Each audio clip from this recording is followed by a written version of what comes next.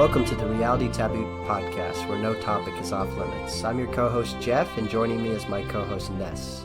It's December 30th, 2023. Today we're discussing Texit, the movement for Texas to secede from the United States. Before we get started, please remember to like, subscribe, and share. Before we get into our main topic, in Maine this week, the Secretary of State took Trump off the ballot. So, man, what a escalation we had in a week. A week ago, we were talking about how Colorado had removed him from the ballot there and how that could have some effect on national popular vote totals, but that ultimately wouldn't directly affect the Electoral College outcome. But now, a week later in Maine, we have a state where Trump won an electoral vote, and now if this stands, he is going to be one electoral vote down, and we're only going to see escalation from here. Because Maine is one of two states, along with Nebraska, right, where they have split, where it's not an all or nothing system. Yeah, and the district that Trump won, he won comfortably at 10, 12 points or something like that. So this year, with the national vote shifting in Trump's favor from 2020, or this election cycle compared to 2020, he's going to win that district by 15, 20 points probably, unless he is not allowed on the ballot in the first place. And I haven't done a deep dive into the Maine case, but it looks like the Maine Secretary of State unilaterally took this step to kick Trump off the ballot rather than let a private citizen or a private group bring a case and it work its way through the court system. Although she did mention that she is going to stay the ruling until the Maine courts hear the case. So all this to me just makes it clear that this is tailor-made for the United States Supreme Court to issue a hopefully definitive ruling on this. And I do think if the U.S. Supreme Court issues a definitive ruling saying that Trump has to be allowed on the ballot in the 50 states, I think that will stop, or the efforts to keep him off the ballot will stop. I think the system is sturdy enough for now to where if a Supreme Court makes an unequivocal decision, it will be respected by the states. Well, there's a way for the system to maintain the facade of legitimacy while still stripping him from the ballot, and I think that is by having the three justices that Trump appointed recuse themselves, saying that they are not able to render an impartial judgment given the fact that their lifetime appointments were made by Trump. So Barrett and Kavanaugh and Gorsuch, who probably all three of them would be happy to have Trump not on the ballot, will now be able to have a pretense for why they are not ruling, and then you get a split ruling.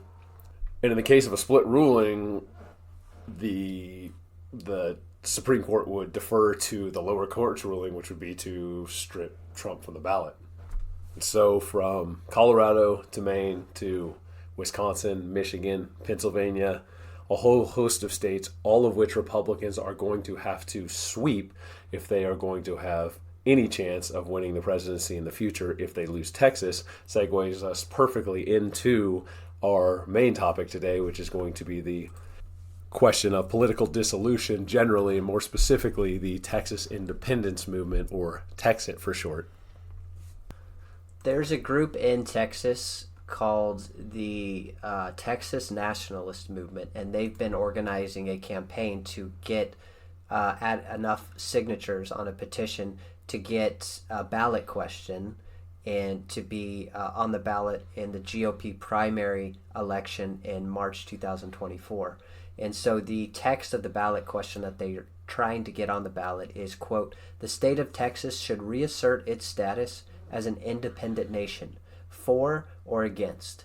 And when we a few days ago started doing the show prep for this episode, we maybe naively assumed that this question was going to get on the ballot, that there was not going to be much of that there were going to be enough signatures and there would be no issue.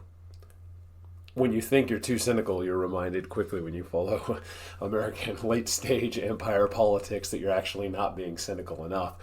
The the ballot required something like 97,000 signatures, and the Texas Nationalist Movement said that they had 139,000. But now the Texas GOP is looking to throw the question off the ballot because 130,000 of those 139,000 were electronically garnered, and they're arguing that they had to be handwritten or something, whatever the pretense is, to have the question that they do not want put in front of primary voters kept from being put in front of primary voters. I'm looking at this letter dated December 27th, so just a few days ago, written by the chairman of the Republican Party of Texas, basically an open letter saying why this ballot question will not be put in front of voters, primarily because they were the group was one day late in submitting the signatures, and that most of the signatures were invalid because, according to the state GOP chairman, these signatures cannot be electronic, and most of them were electronic. And another, what I noticed in the letter too, is they cite the Texas election code to keep this question off the ballot. And that just reminded me again of last week's episode, where a big part of Colorado kicking Trump off the ballot was the Colorado election code. So election codes are having a big impact this season, apparently. So that question won't be on the ballot, but there are several other questions that have already been confirmed will be on the ballot. I'm looking at the 2024 Texas Republican primary ballot propositions. These are questions or ballot propositions that have already been approved. And so some of them are the Texas legislature should require the use of E-Verify by all employers in Texas to protect jobs for legal workers by preventing the hiring of illegal aliens. There's one that prevents in-state college tuition for illegal aliens. There's anti-amnesty, anti-pathway to legalization for illegal aliens, things like that. So, Ness, why do you think questions like that seem to be no issue for the Texas state GOP, but secession is one that they'll pull out all the stops to stop? Because all of those are safe partisan issues that the establishment wants people fighting over, wants the ostensible left and right to argue about, because there'll be no consequences and nothing will change. This is the same sort of thing that the Republican Party's been talking about for decades and decades, and nothing ever gets done about it. To the contrary, this galvanizes Democrats to vote against Republicans, and it keeps the whole party machine going. Everybody knows, who has any familiarity with the political system, the cultural landscape, that how they're supposed to feel about those issues, contingent upon whether or not they're Republicans or Democrats on the left or the right. Something like political dissolution is something that the system doesn't want to give any salience to, because there is the potential for a broad coalition across partisan ideological lines for self-determination. It's something that echoes through the history of the United States, going back all the way prior to the founding, and it was the justification for the founding of the country in the first place.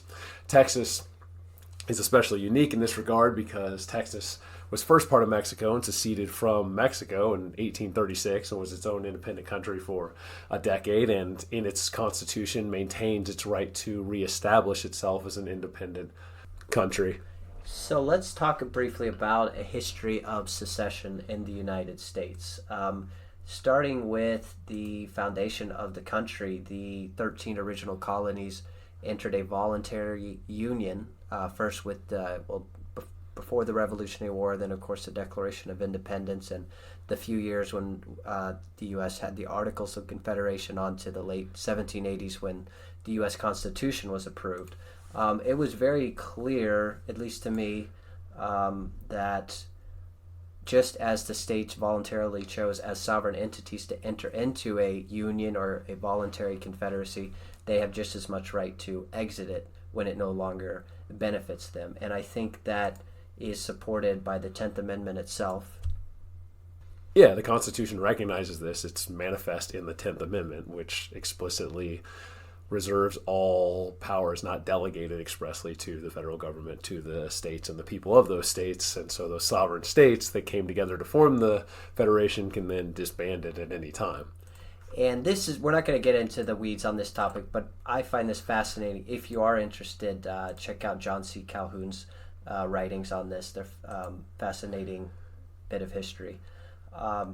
And one other thing, I think that the big inflection point as far as secession goes is obviously the Civil War in the 1860s. So I think the mainstream establishment history is that maybe there was a question of secession between 1776 and 1865, but the Civil War settled that issue. And so on the eve of the Civil War, Abraham Lincoln was arguing that states were not sovereign before the Constitution, but instead they were created by the Constitution. So reversing the cause and effect, so to speak.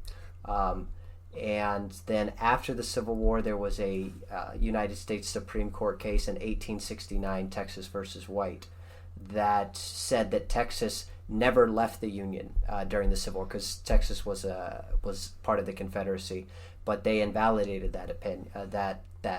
So Texas was never officially not part of the United States, and a state can't unilaterally secede. And one other thing I saw was, surprisingly to me, maybe it shouldn't be, but in 2006, Supreme Court Justice Antonin Scalia said, quote, "If there was any constitutional issue resolved by the Civil War, it is that there is no right to secede." Yeah, we're stepping into the frame of the enemy there by even calling it a civil war. A civil war implies that there's some fighting to figure out who's going to be at the helm of the entire country. That's not what a Revolutionary War was. Not a civil war. It was a war of political dissolution, of secession, of independence, of freedom, and the Civil War should be viewed in the same context. So, and the quote-unquote Civil War was 4 decades removed from the first real prospect of secession within the newly formed United States, and in the run-up to the 1812 War, when Massachusetts and other New England states threatened to secede from the Union over that conflict with Great Britain. And we need to stop talking about the idea that violence is what settles a question. In what other instance do we permit that to be what decides what outcome is just or not? So if American Indian reservation, so that's a just outcome, because Manifest Destiny settled that in the 19th century as settlers pushed from the eastern seaboard through the Midwest all the way to the West Coast, right? By that logic, then it is effectively the logic of might makes right, that violence is golden, and that's how we settle disputes, which I suppose that is a legitimate criticism of what the American Empire does now. I wasn't aware of the late Scalia saying that, but I appreciate you bringing that up, and I appreciate the candor. It's nice when it's laid bare like that. The only one I think who might be okay on secession would be Thomas, but I can't imagine any of the other 8 justices going for any sort of secession. Let's talk about this Survey USA poll from, when was this poll taken? Last year. The poll shows that if the Texas GOP is defeated and the proposition is put in front of voters in March of 2024, that it's going to pass. Survey USA is the one who conducted the poll. It's a very reliable polling operation, and they found that 58% of Republicans are in support of Texas declaring its independence from the United States of America, only 25% in opposition. Among independents, it's 32% support, 36% oppose, and among Democrats, it's 37% support, 48% opposition. And that's all Texas residents, right? Yes, Texas voters. It is interesting to note the large percentage. So the residuals in these figures that we're bringing up are unsure responses. And so I don't want to oversell it here. Those unsure responses, this is an issue. So the other issues that you talked about that are on this primary ballot, that are standard issue cultural signifiers for the Republican Party that are going to pass will pass overwhelmingly. These unsure responses from the poll results, most of those are going to end up being in opposition, because this is an issue like those other issues have salience. Like we said, they're standard issues. This is something that hasn't had as much discussion, and so that broad swath of the population that's looking to be told how they're supposed to, based on status indicators and what their partisan affiliation is, they're figuring out how they're supposed to come down on this issue. They haven't heard about it, so they don't know yet. But generally what happens is when people who are unsure, not sure on an issue that they're unfamiliar with, once the powers that be start talking about it and that opposition is going to be unified against this, most of those unsures will end up breaking in opposition. But still, among Republican voters, there's going to be a majority, and among independents and Democrats, while there might not be a majority or even a plurality, there will still be a significant amount of bipartisan support for political dissolution. So this isn't an issue that splits down partisan lines in terms of supporting or opposing secession, right? No, this is something that is potentially beneficial for everyone, to be able to have self-determination.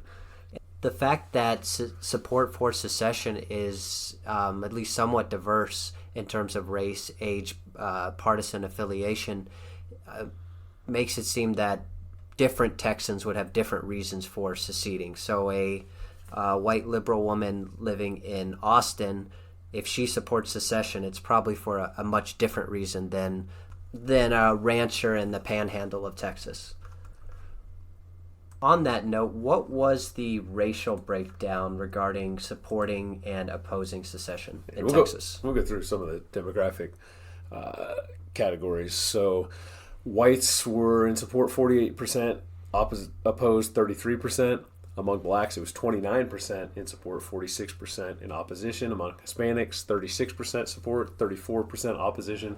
And among Asians, 38% support to 40% opposition. By age, and this is something that boomers are less supportive of. It's, I like to think, an idea whose time has come. So for those under the age of 50, there's 47% support to just 32% opposition, while among those who are 50 years and older, it's only 34% support to 40% opposition. Interestingly, based on this poll result, there is quite literally no difference by sex. Men and women are equally supportive of secession. In Texas, then, we see that whites are most supportive, Hispanic, Asians mixed, blacks a little less supportive, but still 29% in support is much higher percentage of support than you're ever going to get among blacks voting for a Republican candidate. An interesting aside, so this survey by Survey USA was conducted in 7 different states. They're all red southern states. Texas was the most supportive overall. The other red southern states were less supportive. There was one blue state, Hawaii, that was surveyed, and interestingly in Hawaii, the native Hawaiian Islanders were the most supportive at 42% with only 36% opposition. So this, I think, gives some indication of the bipartisan attraction to the idea of self-determination. Hawaiians don't want to be ruled by Texans any more than Texans want to be ruled by Hawaiians. And is this widespread support for secession part of the danger, you think, that it poses to the establishment forces? Yeah, an empire can't run. An empire runs on forced unification, political, cultural, economic, military, monetary. And especially with Texas. Texas has a population of 30 million. That is the second most populous state after California. It's geographically the largest state, second largest state. Largest contiguous state by far. Alaska's bigger, but obviously way less population. And if Texas were an independent country, it would have the 10th largest economy in the world by GDP, which is bigger than Canada's GDP, and it has economic variety too. It has tech in Austin, agriculture, tourism, energy production, deep water ports. So combined with that history already built in support for the idea of Texas being an independent country, I've talked to people from Texas. It really is still an everyday feeling that people have that Texas really, while it's obviously part of the U.S., it's its own thing. And so I think combined with its GDP, population size, and built-in affinity for secession, it really is, you can see why it's such a dangerous idea. Yeah, it's the thing that will get political dissolution. It's the state most likely to get political dissolution going. But the immediate political ramifications are obvious for why, if Texas goes, then other red states are going to want to follow. Because without Texas, any sort of Republican control at the national level becomes almost infeasible without, like we had alluded to earlier, without a complete sweeping of the upper Midwest by Republicans. Texas has 40 electoral votes, which is the second most, second only to California, which has 54 electoral votes. So, Ness, I take it you're in favor of Texas seceding from the United States. Of course, it's an idea that's as American as apple pie. It is the definition of American conservatism. My question is, where does the opposition come from? If you're opposed to political dissolution, why? Let's address some potential issues with it. How would the debt work? How would the U.S. national debt work? How would that be handled?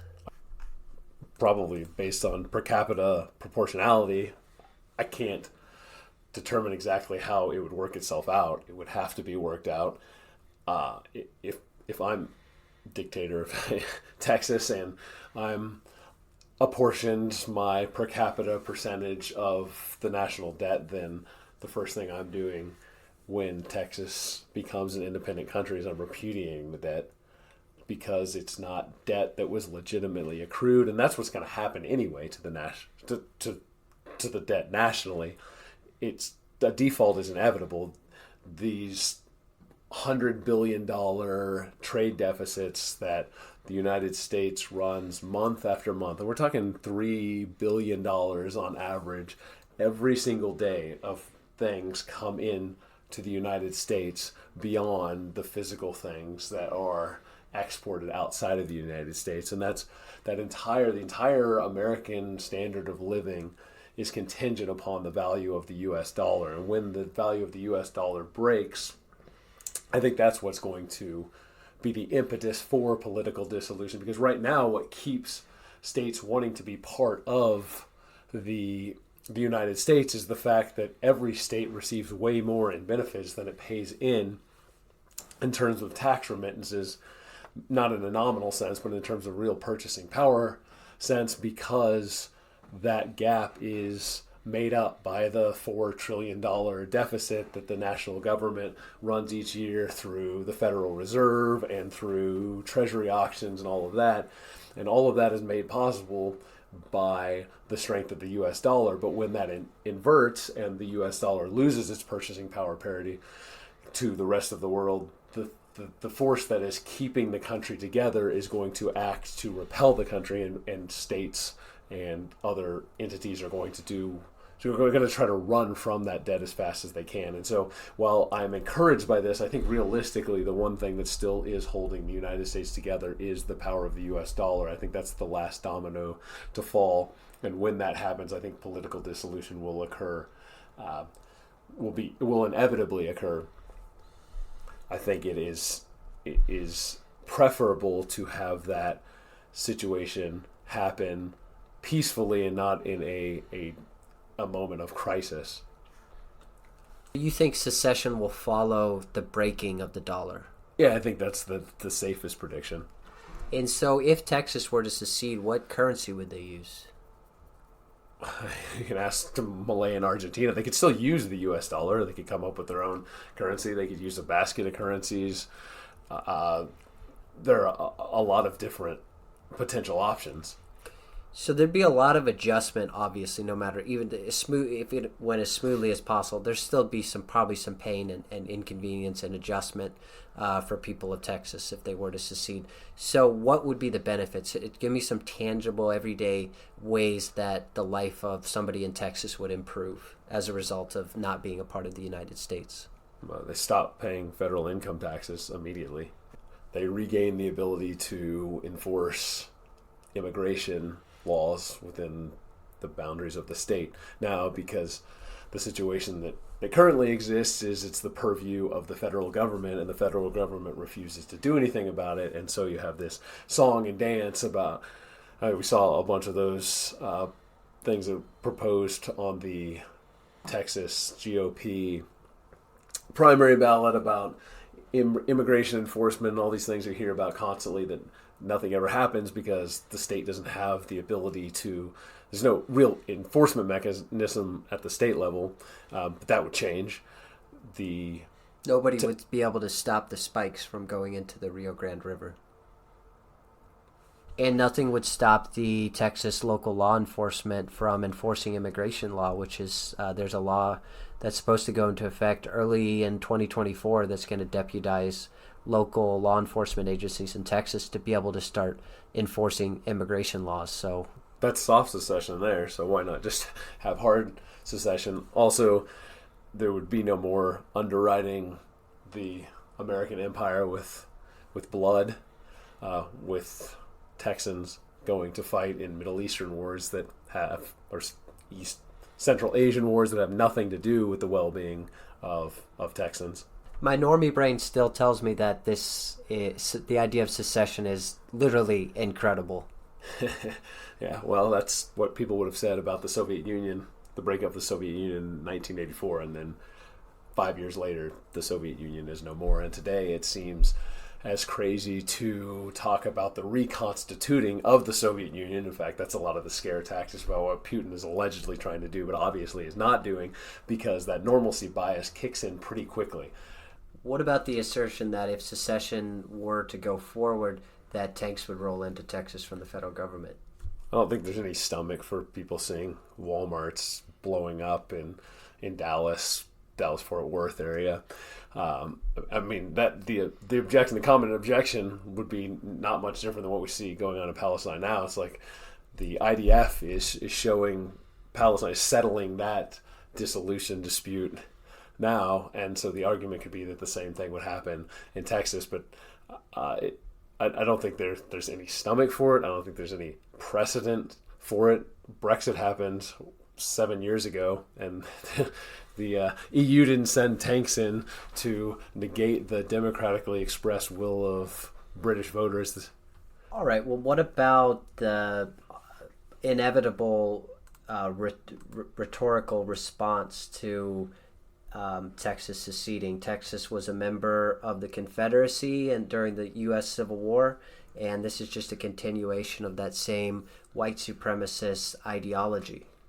Any sort of right-wing movement is categorized as white supremacy, whether it be homeschooling or working out or drinking milk, or name any issue that's generally associated with right-wing or populism in the Western world that is not accused of being white supremacist. So it just has to reject, we have to reject that framing of it. If you want to get into a rhetorical argument about it, well, that should be beneficial. So we're talking about selling the benefits of self-determination to people in red state America or blue state America. And so if Texas really is a bastion of white supremacy, then having those white supremacists removed from the United States and allowing the minorities that are under that white supremacist society in Texas to leave and go to greener or at least less white pastures in other places should be something that everyone should support. If Texas independence happens, I'm leaving Eagleton and I'm becoming a Texan, because God blessed Texas with his own hands.